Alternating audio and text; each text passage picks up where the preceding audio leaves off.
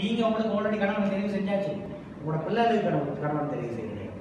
நிறைய பேர் என்ன செஞ்சு சில வெரி ரேரான சில பிள்ளைகள் சொல்லுவாங்க, என் வாப்பா மாதிரி தான் எனக்கு ஹஸ்பண்ட் அமையணும். ஏன்னா அவங்களுக்கு உண்மையிலேயே very carrying, supportive, right, loving ஒரு ஃபாதரா இருந்திருந்தா அவர் என்ன சொல்லுவாங்க, என் வாப்பா மாதிரி எனக்கு ஒரு ஹஸ்பண்ட் வேணும், இதை பார்த்து கூட கேர் பண்றேன்.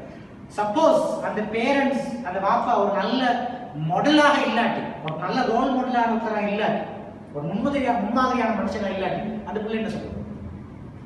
அந்த பிள்ளை என்ன சொல்லுவோம்? பாப்பா மாதிரி ஹஸ்பண்ட் வேணும் சொல்லுவோம்.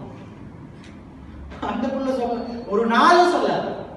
நீங்க சும்மா கேட்டு பாருங்களேன், நிறைய பேரண்ட்ஸ் மீட்டிங்ல இந்த புள்ள சில்ட்ரன்ஸ் ப்ரோக்ராம்ல உங்களோட ரோல் மாடல் யாருன்னு கேட்டா யார் சொல்றாங்க?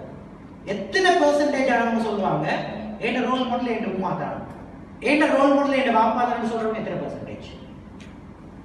கூடினா 25%. மற்ற 75% யார் ரோல் மாடல்? ஒன்றோ நடிகர் மாறா இருக்கும், இல்லாட்டி யாரோ இன்னும் யாரோ ஒரு மூணாவது மனுஷனா இருக்கும். ஏன் மூணாவது மனுஷன் சொல்றோம்? ஏன் எங்க உமா அப்பாவை சொல்லலாது?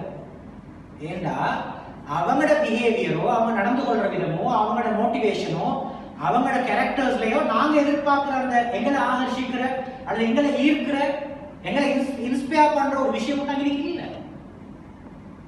புரியுதா சொல்றது? அந்த இன்ஸ்பயரிங் இருந்திருந்தா நாங்க எங்க உமாவை வாப்பாவை தான் நாங்க கண்டிப்பா ரோல் மாடலா சொல்லியிருப்போம். ஒரு மகளும் சொல்லுவா, என்ன எனக்கு கிடைக்கிற ஹஸ்பண்ட் என்ன ஹஸ்பண்ட் பாப்பா மாதிரி இருக்கணும்னு சொல்லுவாங்க இல்லையா? அப்ப வாப்பா மாதிரில பிரச்சனை இருந்தா நிச்சயமாக சொல்ல மாட்டேன். சரியா? இதை வாப்பா மாதிரி புரிஞ்சு கொள்ள வேண்டிய முக்கியமான விஷயம். கணவனை தெரிவு செய்யறதுன்றது இது இங்க நாங்க பாக்குற விஷயம் என்னன்னு சொன்னா ரெண்டாவது போகுது. ஓகே, ஒரு மகள் இருக்கிறா வீட்டுல, அந்த மகளுக்கு தேவையான கணவன் எப்படி இருக்கணும் என்று மகளுக்கு ஒரு ஆசை வந்துடும். சரியா?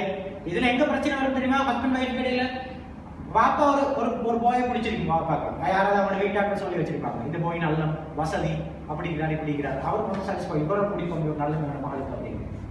உமா செல்வா இல்ல அவர் செல்றாரு இந்த என்ன சொல்லி. இப்ப உமா பாப்பா இன்னைக்கு உள்ளோட ஒப்பீனியன் என்னன்னு கேட்கறதும் இல்லை, பிள்ளைக்கு அவரை விருப்பமா இல்லையான்னு கேட்கறதும் இல்லை.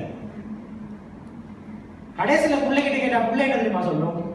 என்ன செய்ய, நீ வாப்பா சொன்னதுக்காக முடிச்சேன், உமா சொன்னதுக்காக முடிச்சேன், உங்களுக்கு எனக்கு ஒன்றும் செய்யல, நான் எனக்கு கேட்கவும் இல்லை, சரி பரவாயில்ல உங்களுக்கு விருப்பப்பட நான் முடிக்கிறேன் முடிச்சேன். நிறைய பேர் சொல்ற கதை,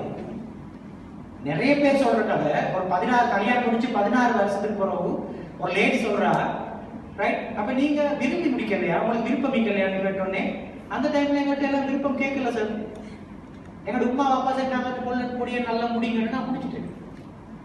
இப்ப ரியலைஸ் பண்றேன், ஏன் என்னுடைய விருப்பத்தை நான் தெளிவா அவங்களுக்கு தெரிவிக்கல, நான் இப்ப ரியலைஸ் பண்றேன்.